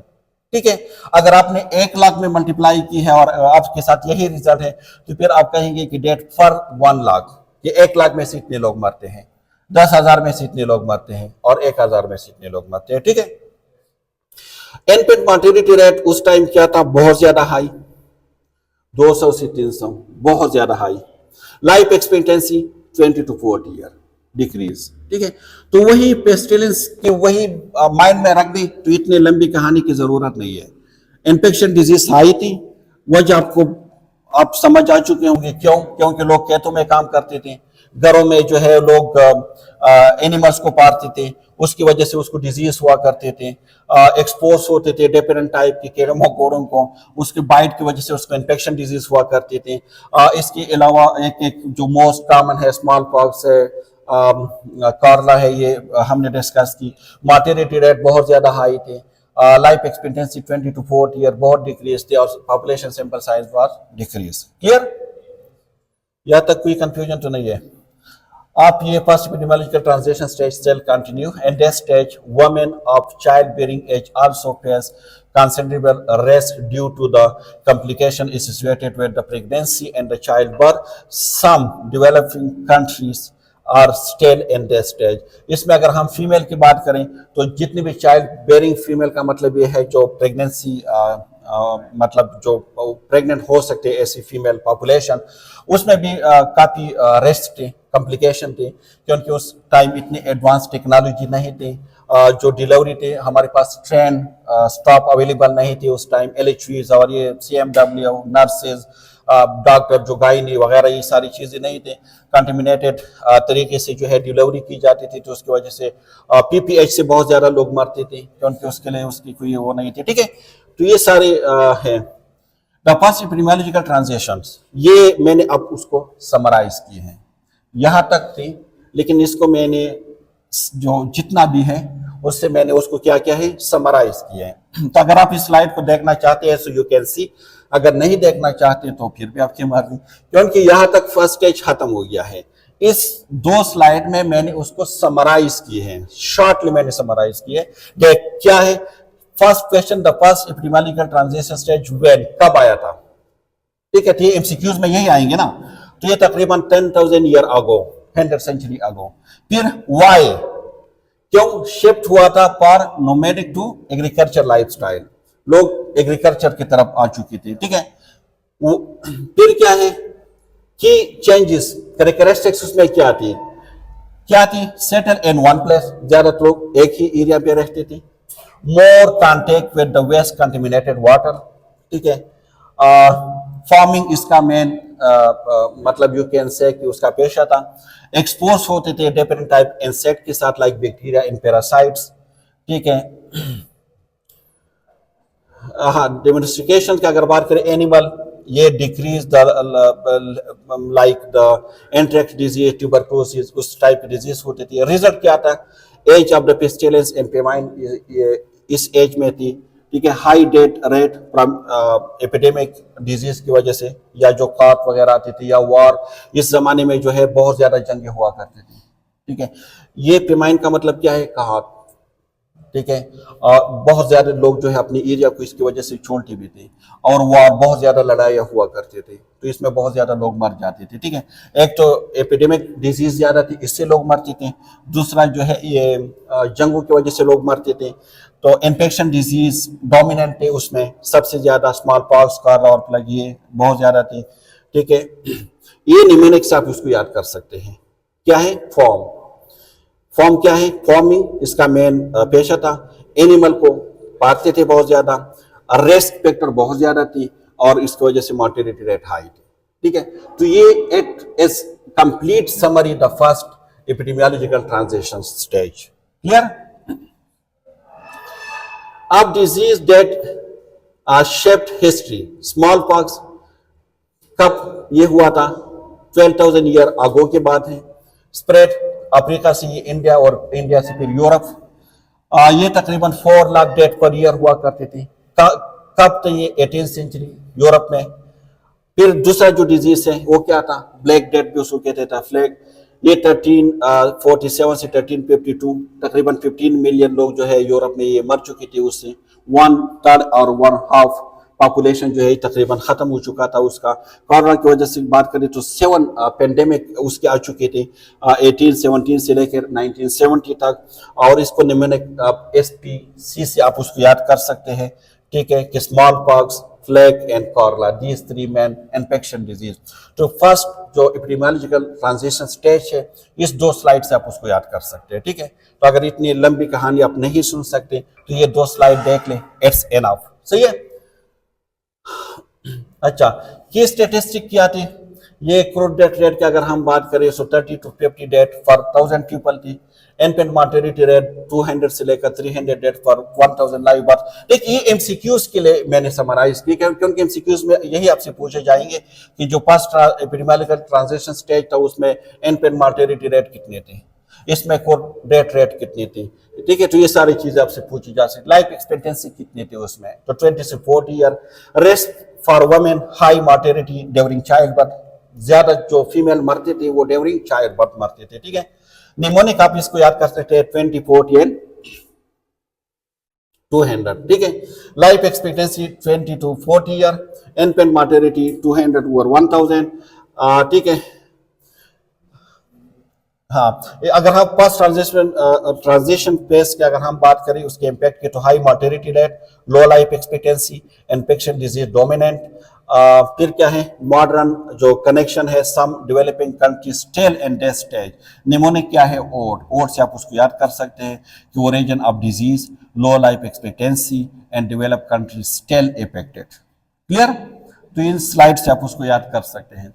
अच्छा, now we will talk about the second transition. Second में क्या है, पहले से मैं आपको बता देता हूं कि उसको कहते हैं रिसीडिंग पेंडेमिक स्टेज, जो हमने पहले पढ़ा था। उसमें इन्फेक्शन डिजीज क्या होंगी, कम होंगी, क्योंकि लोग जो है खेती बाड़ी से आप जो है सिटी की तरफ जाएंगे, एडवांस तरफ, कोई कराची जा रहे, कोई लाहौर जा रहे, कोई सऊदी अरब जा रहे, कोई दुबई जा रहे, ठीक है। और ये जो ज़मीनें है उसमें काम करना, आजकल आप देख लेना कौन है इस क्लास में जो खेतों में काम करते हैं, ठीक है।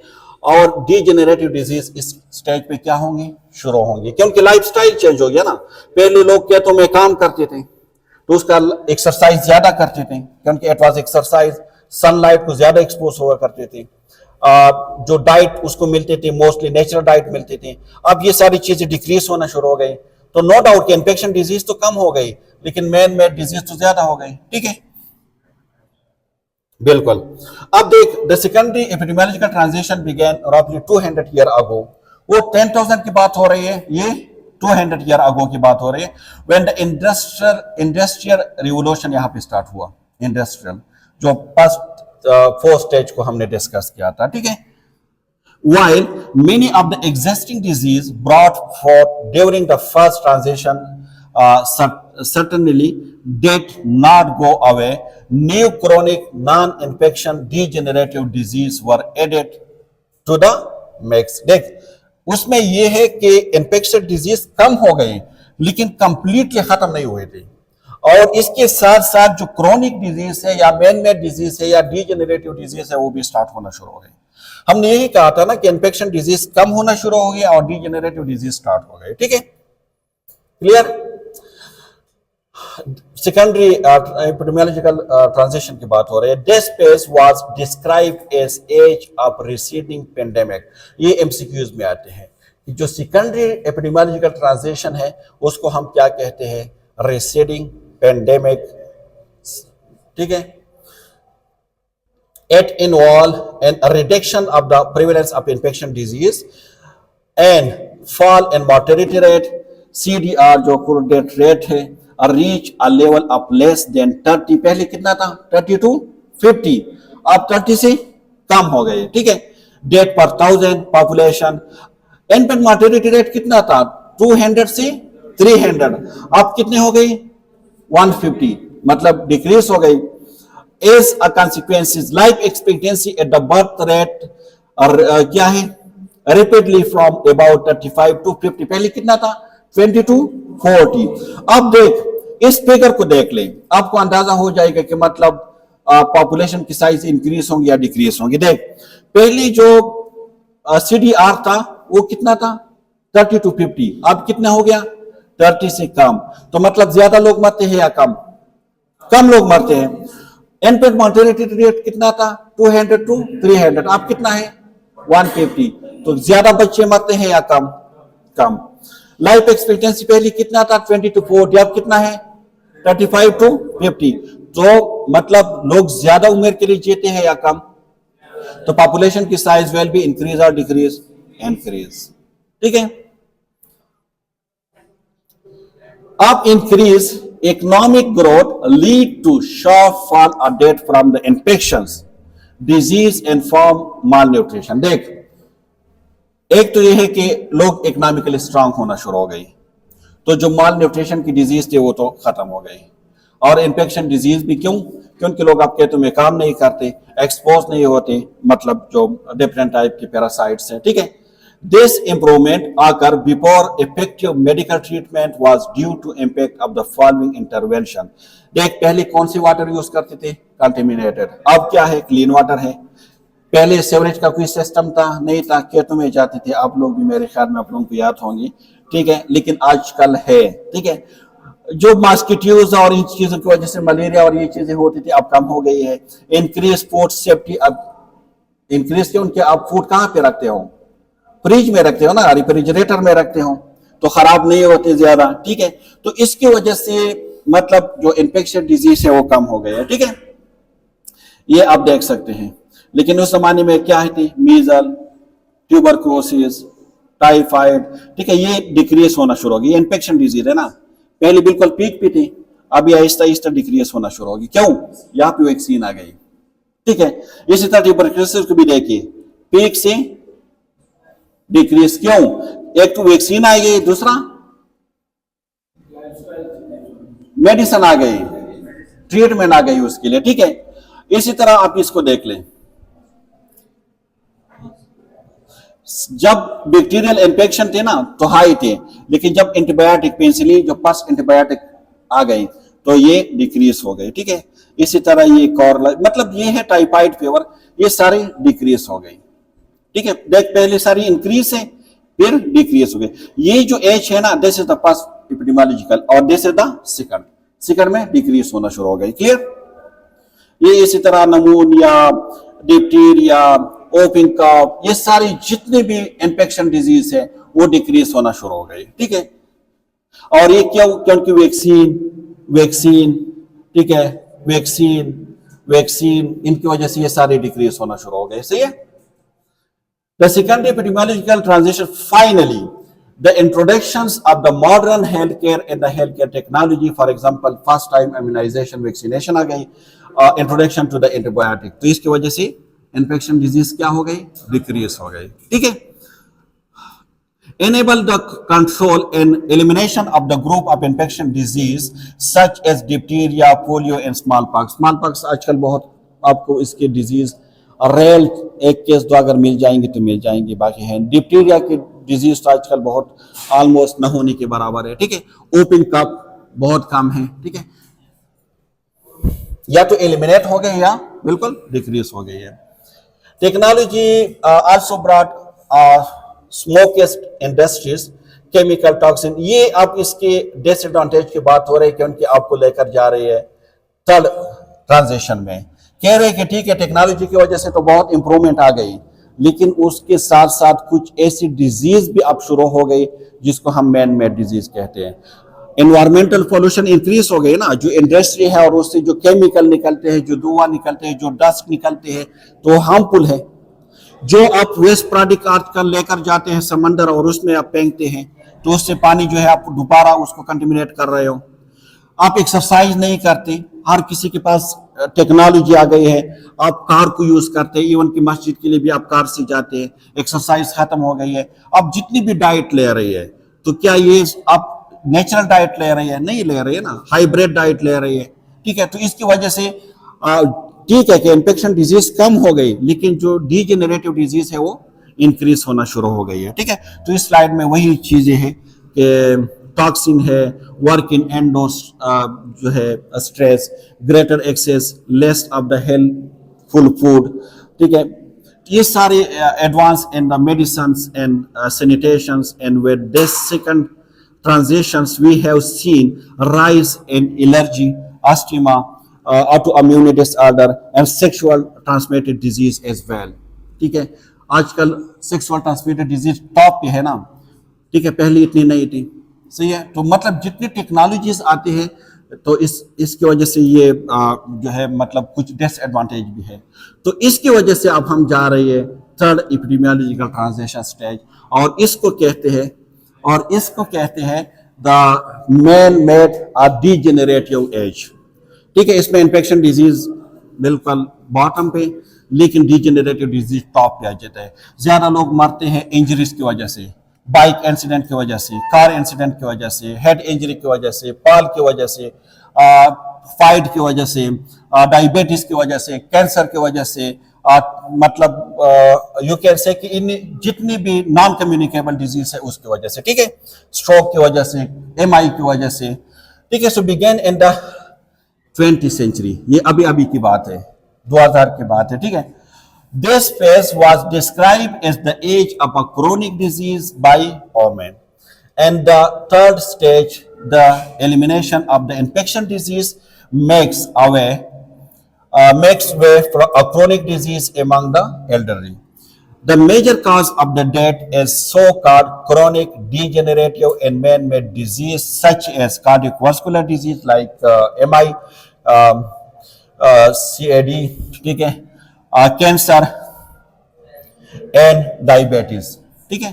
तो देख इस स्टेज में देख, इन्फेक्शन डिजीज पहले क्या थी? टॉप पे, ठीक है, और ट्रॉमा क्या था?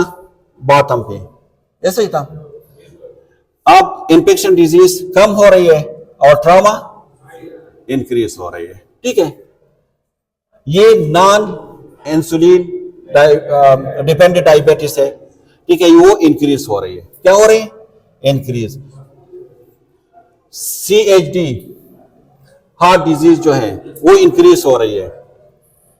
CA कैंसर इंक्रीज हो रही है। देख इसमें अगर आप देखेंगे ना, तो इन्फेक्शन डिजीज क्या हो रही है? डिक्रीज हो रही है। ये मोर्टेलिटी की बात हो रही है। ट्रॉमा इंक्रीज हो रही है। नॉन कम्युनिकेबल या जो इन्फेक्शन डायबिटीज डिजीज है वो डिक्रीज हो रही है। हार्ट डिजीज इंक्रीज हो रही है। कैंसर इंक्रीज हो रही है। तो मतलब यह है कि इन्फेक्शन डिजीज डिक्रीज हो रही है, लेकिन नॉन कम्युनिकेबल डिजीज इंक्रीज हो रही है। जो थर्ड स्टेज है या थर्ड एपिडेमियोलॉजिकल ट्रांजिशन स्टेज में अब हमारे पास आजकल इन्फेक्शन डिजीज से बहुत कम लोग मरते हैं ना, बहुत कम लोग। आपने बहुत कम लोग देखे होंगे कि जो डिप्टीरिया की वजह से मरे हैं या मतलब ट्यूबरक्लोसिस की वजह से मरे हैं। पहले ट्यूबरक्लोसिस इट वाज कंसिडर किया जाता था कि इसके ट्रीटमेंट नहीं है। आज का ट्यूबरक्लोसिस जो है वो चलते चलते लोग गुजार जाते हैं, ठीक है। इसके अलावा मतलब जितनी भी आप स्मॉल पॉक्स तकरीबन है नहीं, ओपन कप तकरीबन है नहीं, ठीक है, लेकिन ज्यादा लोग ट्रॉमा की वजह से मरते हैं। रोड साइड इंसिडेंट, आप लोग हॉस्पिटल में जाते हैं ना क्लिनिकल में, तो क्लिनिकल में सबसे ज्यादा लोग ये आते हैं ना, RTS आते हैं सबसे ज्यादा। इसके अलावा डायबिटीज लोग कितने आते हैं? डायबिटिक फूड के साथ और हाइपोग्लाइसीमिया के साथ और हाइपरग्लाइसीमिया के साथ कितने लोग आपके पास MI और इस टाइप के आते हैं, ठीक है। और कितने लोग कैंसर के साथ आते हैं। देख अब सिंपली अब कितने लोग CKD के साथ आते हैं, क्रोनिक जो किडनी डिजीज है। आप इस वीक जब जाएंगे ना हॉस्पिटल, तो आप एक काम करें, अपने साथ आप एक डायरी ले लें और आप वहां पे लिख दें कि कितने लोग हॉस्पिटल में आते हैं विद इन्फेक्शियस डिजीज और कितने लोग हॉस्पिटल में आते हैं विद नॉन कम्युनिकेबल डिजीज। तो आपको खुद अंदाजा हो जाएगी कि आप थर्ड ट्रांजिशनल फेज पे है, एपिडेमियोलॉजिकल ट्रांजिशन फेज पे है, ठीक है। क्योंकि जितनी भी केसेस हॉस्पिटल में आते हैं they are non communicable disease, man made disease, degenerative disease. Clear? So the third epidemiological transition, due to the low level of the mortality and fertility, there is a later population growth.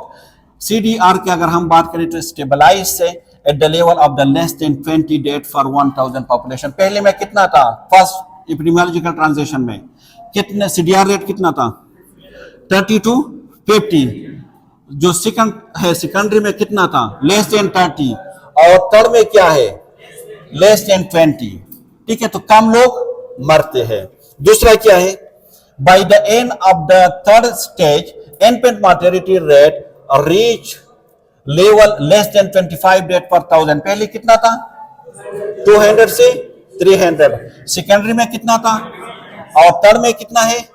25। तो infant ज्यादा बच्चे मरते हैं या कम? कम मरते हैं।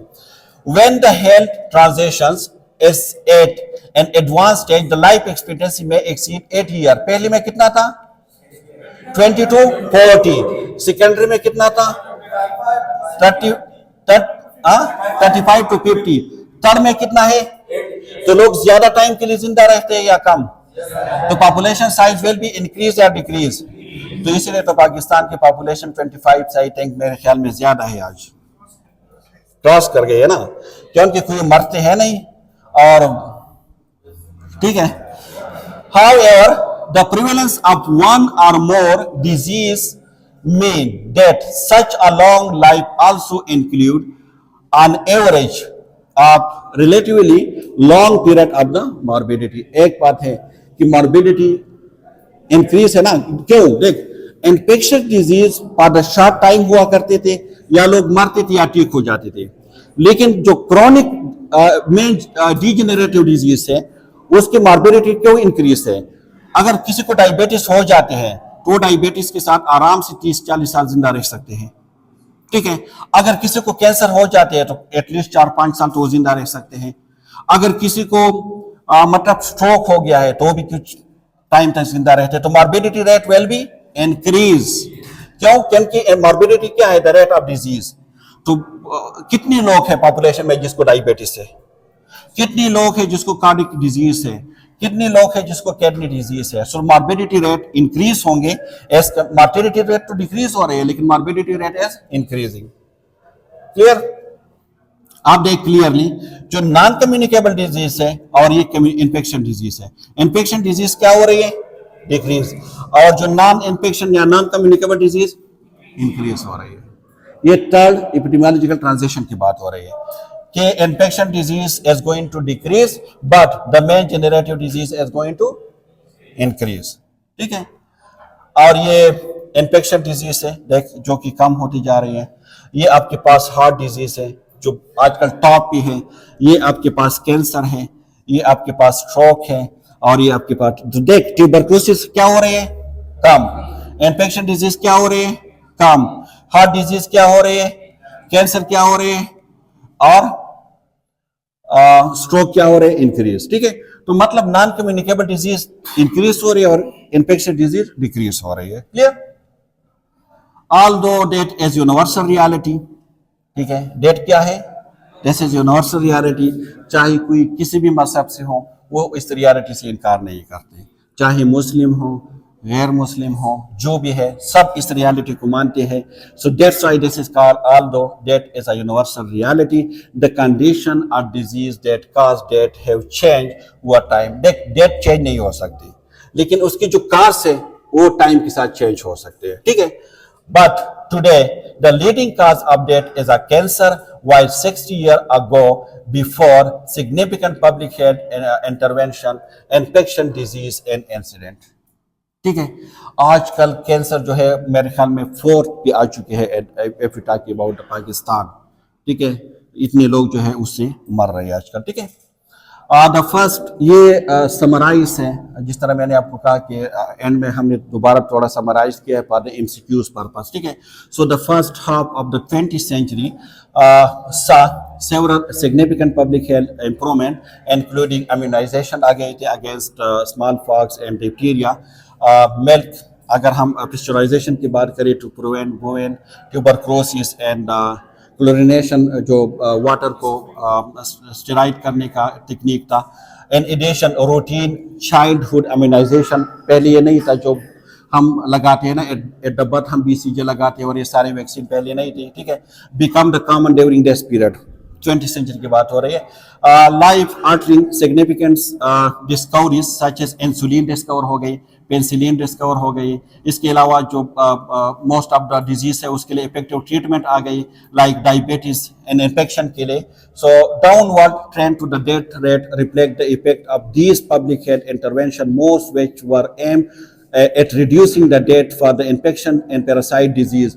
ठीक है, मतलब एडवांस ट्रीटमेंट आ गई, एडवांस डायग्नोस्टिक जो है आपके पास टूल्स आ गई, इसके अलावा इम्यूनाइजेशन आ गई, तो इसकी वजह से जो इन्फेक्शन डिजीज है या जो लोग मरते थे वो अब नहीं मर रहे। ठीक है, क्योंकि वैक्सीन कौन सी डिजीज के लिए होते हैं? इन्फेक्शन डिजीज के लिए होते हैं। ठीक है,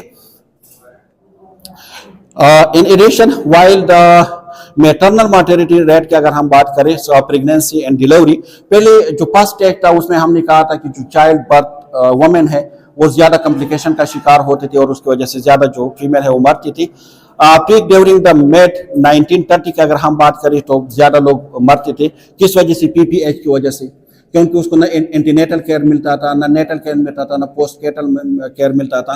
तो मोस्ट जो ट्रेन स्टॉप उस टाइम अवेलेबल नहीं थी डिलीवरी के लिए, तो मोस्ट ऑफ द जो फीमेल है वो कॉम्प्लिकेशन की वजह से और मोस्ट ऑफ द इक्लेम्शिया, प्री इक्लेम्शिया और PPH की वजह से मर जाती थी। लेकिन जैसे मतलब टेक्नोलॉजी एडवांस हो गई तो अब उसकी जो लाइफ एक्सपेक्टेंसी है वो क्या हो गई? इंक्रीज हो गई है वुमेन की। सही है, अब इतने नहीं मरते। ये रेफरेंसेस हैं जहाँ से हमने ये स्लाइड बनाई है।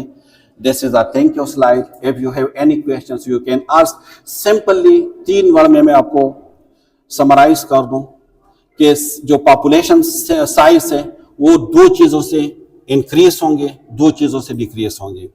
जो नेचुरल इंक्रीज रेट है मतलब बर्थ माइनस डेथ, उसको अगर आप प्लस करें net migration, in migration plus minus emigration, तो आपके पास पॉपुलेशन साइज ग्रोथ आर आ जाएंगे। डेथ और ई माइग्रेशन पॉपुलेशन को डिक्रीज करते हैं, बर्थ और एन माइग्रेशन पॉपुलेशन को इंक्रीज करते हैं।